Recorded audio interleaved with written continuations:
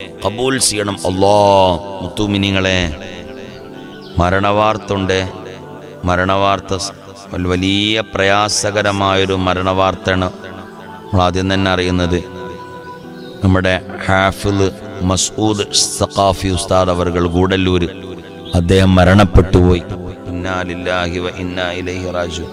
നല്ലൊരു പ്രഭാഷകനായിരുന്നു അദ്ദേഹം, നല്ലൊരു വാളുകാരനായിരുന്നു.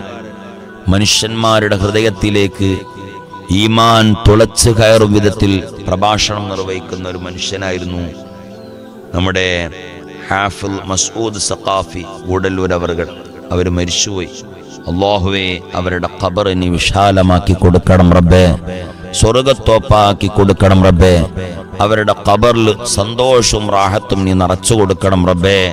ഖബർ സമാധാനത്തിന്റെ വീടാക്കി കൊടുക്കണം അല്ലാഹ്.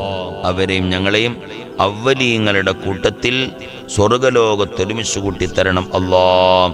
ആമീൻ. 2, അവരുടെ മയ്യത്ത് നിസ്കാരത്തിന്റെ സമയം അറിയിച്ചിട്ടില്ലല്ലോ.